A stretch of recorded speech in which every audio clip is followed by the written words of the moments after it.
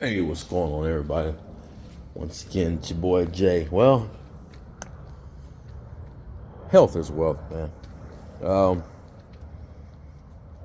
Went this morning and renewed my D.O.T physical. And of course, every time you renew, you always got to fill out paperwork. It's always the same old paperwork, but I get it because the paperwork you got to fill out when they ask you about the health questions within those 2 years, you can have all kind of health things have changed. So it is what it is. So I'm filling out, same old page, everything. No, no, no, no. I get to the next page, and there is a page that says something about sleep apnea, and I'm like, whoa, what's this? Sleep apnea questionnaire, and I'm like, I never went through this. What is this? And I remember one of my coworkers, he's disqualified right now because he has sleep apnea. And I remember, I think it was last year or year before last, when he went to go renew his physical, he said they did something different. They did a sleep apnea screening, and I was like, what is that? And he was like, they did the same old thing, where they measured his neck. And I was like, what? I'm like, that's new. I've never known that and whatnot. I never had that happen to me. I've been doing, D.O.T physicals for what, 20 years now. And normally you go in, of course you take the urine test, and the urine is to see if you got any sugar, or I guess blood in your urine, or whatever the case is. Check your blood pressure, your eyesight, have you do some exercises inside the room, bend down, check your knees, your back, see if you got any hernias. Everything's good, boom, med card, 2 years, see you in 2 years. Well, this time he was right. Got in the room, I delayed, took my weight, my blood pressure, got in the room, you sit on the table or whatnot, check your temperature. Then she left out of the room, she come back, and she come with a measuring tape. Sure enough, like how you go to like like if you go in to buy a suit, and you know how they, your measurements, they get your neck and all that. That's the same thing she did. She took the little measuring tape, measured my neck, and she mumbled to herself, I think I heard 16, and then wrote it down, and she said the physician will be in with you shortly. So I'm like, all right. So check my blood pressure. Like you said, normally they say stuff. Oh, blood pressure this and that. Okay, this and that. No, she didn't say anything. She was just quiet, walking there. So with her being quiet, I'm like, oh boy. When I got on the scale, it said 220. I'm like, oof, man, I'm fat. Golly, I gotta lose some weight. A lot of people look at me and be like, man, you're nowhere near fat. But I carry, I guess, a lot of it in my midsection of my stomach. Because, like I said, so I'm sitting there, I'm twiddling my thumbs, like, oh man, this new sleep apnea questionnaire. I fill out the little questions or whatnot. It was 3 questions, like, do you snore when you sleep? And, all these little questions or whatnot. So I'm like, oh, okay, no. So when she checked that neck, you know what I'm saying? I was like, oof. I want to know, like, dang, is that good, bad, or what? So I'm sitting there twiddling my thumbs, waiting for the physician to come in. So he comes in, says good morning, he introduces himself, and check my breathing, front and back, check the breathing, whatever. All right, I guess they checking your lungs. I want to hear what your lungs sound like. So I'm like, all right, he say, have you got any hernias? Are you hurting? I'm like, nah, I feel good. Maybe lay down, pressing on your stomach, checking to see any hardness, hernias or whatever. Everything good. Told me to get up, raise your hands up in the air, go all the way down to your knees. I mean, your feet. Squat. Get up. Okay, Ben. Are you good? All right. So he's like, all right, well, good to go. See you in 2 years. I was like, oh, wow, okay. But then that moment, even though I said I'm good for the next 2 years, being now that I know that they measure your neck, and I guess if your neck is a certain size, I could have been eligible today not even get my D.O.T. card. They could have, made me do the sleep study, which I know from my coworker telling me once they do make you do the sleep study, they do not renew your D.O.T. You're disqualified from driving until you get that sleep study. You get that the CPAP machine and start working on the machine. And I guess you have to record so many times. Then you have to go back and do all this. So this is what my coworker's telling me, because that's what he had to go through. And being that he's supposed to renew his last month, he's disqualified for I think like 4 or 5 weeks. So luckily at my job, they're putting him to work like he's doing a little odds end. Maybe he'll run as a helper, or maybe work in a warehouse helping out, doing loading and stuff like that. But it made me open my eyes even further, being that they do this, because I've never had it done. I always thought, okay, check my blood pressure. I know I'm good. I'm on my days off. I do still go for walks and stuff like that. My joints, my knees, my back. I don't have any aching joints and pain, which is good. No hernias, thank God. So I'm like, all right. But when they did this, I'm like, wow, I really have to watch what I eat, because back in 2019, I lost a lot of weight. I was in top tier shape. Once the pandemic went downhill, and I've been lazy ever since. I work my days, I work extras, and that's it.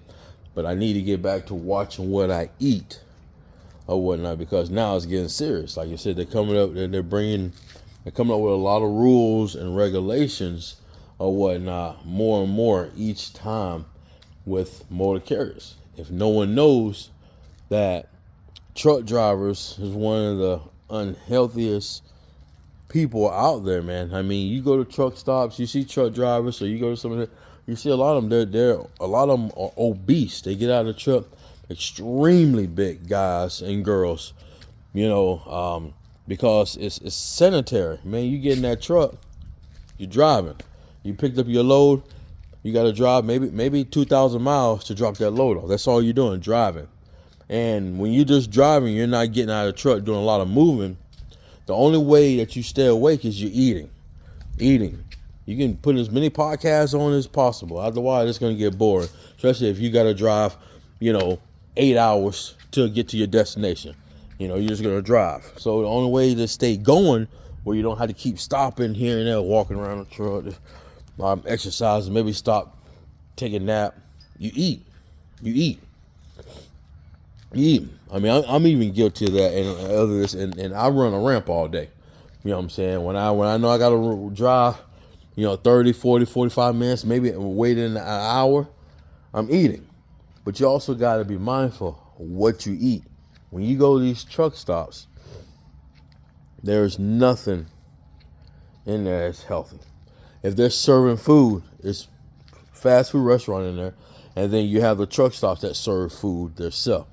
Pizza, wings, fries, potato wedge, all that stuff is ultra processed and no good for you. So you have to be mindful.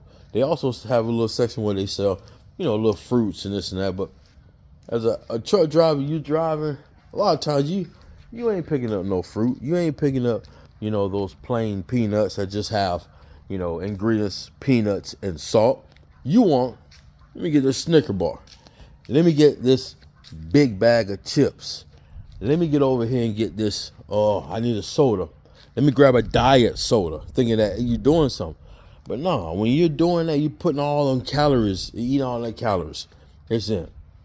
Then it's like, okay, it's time for lunchtime. Boom. All right, I'm not going to cook. I'm going to stop over here to McDonald's, Wendy's, Burger King. All these fast food restaurants. And some guys eat fast food on the road, breakfast, lunch, and dinner. If you do breakfast, lunch, and dinner, you do that for 2 weeks that you're out, you're going to gain weight. You ain't doing no but eating and then going to sleep. You ain't doing no moving. When you pull these trucks, a lot of these guys, when they park at these truck stops, do their 10-hour break, They're not getting out doing no walking. They ain't doing no push-ups, no sit-ups, or just walking around, or maybe park further away from the store so you can walk. But so I mean, I just opened my eyes and hey, just because I'm, you know, doing a physical job, if I don't watch what I eat, cut back, the time that I ain't working, I'm gonna still just keep blowing up, growing. My weight fluctuate. 210, 220, 210, 220. My goal is to get below that and stay there. And when I get below there and stay, I want to do it, and I want to do it naturally. I don't want to be on no pills, taking shots and nothing. It's naturally. So, you truck drivers out there, men and women, please, if you know your DOT physical is coming up in the next 6 months or a year, and you know you need to cut back on some stuff, start now. Exercise, cut back on eating that junk food. Of course, you're still gonna have the cravings. I'm not saying just go cold turkey, because I don't go cold turkey. I'll cut back, and then as you cut back, you implement more healthy things. Fruits and stuff like that, and nuts. And always, like I said, look at the ingredients. Just don't pick up just because this says trail mix. No, look at the ingredients. Just don't read the label. It says how much sugar. No, read the ingredients. So cut back. All right. And when you cut back and you get in shape, stay in shape. Especially as long as you're going to be a truck driver, or if you do it for short term or long time, you want to make sure you are healthy. Especially if you're talking about doing this for a long time, the rest of your life, the next 30 years. You want to make sure that your health do not take a toll. Because we all know, sitting in that truck all day long, just driving, it will take a toll on you. Your mental, your body, all that, it will take a toll on you. So, just be mindful. Always remember, man, health is wealth, man. I mean, it's not just in the truck industry. Even people that work in offices, work from home, you're going to grow because when you're working from home, what you're doing all day. It's easy to walk to the kitchen, boom, grab your snacking all day, eating. Same thing, you working at that office. You know what I'm saying? You go to the vending machine. A lot of these vending machines do not have healthy options, but hey, it's easier to grab that than to go to the store, or it's easier to grab that than to, do your get all your meals together before the week. So, got some work to do. I made it for the next 2 years on my physical, but I still got some work to do because I want to make sure that when I go next time, I'm not on the edge of that chair, sweating, worried about if they're going to come back and say, "Sir, have you ever done a sleep study? Your neck is way too big. Your BMI is too high. We are concerned for you. We can't sign you off for a physical form." I don't want that to happen, and I don't want that to be y'all. So please, drivers, we got to take it serious. We have to. All right? Hey, man, like, subscribe, comment, man. Hey, help me grow my channel, man. Y'all be safe, stay blessed, man. Y'all take it easy.